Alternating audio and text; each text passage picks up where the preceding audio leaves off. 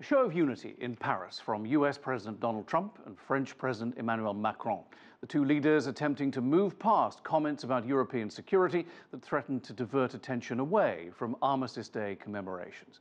CGTN Stefan Vries explains what's behind that misunderstanding. The two old allies, France and the United States, did their best to hide their differences in Paris.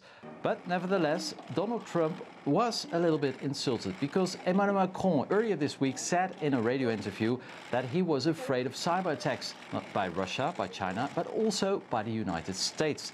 In the same interview, he mentioned that he wanted to have a European army. Now, this is one of the reasons why Trump felt offended. But at the same time, Donald Trump has been saying since he became a president that Europe needs to get its own defense in order, that they no longer can rely on the United States.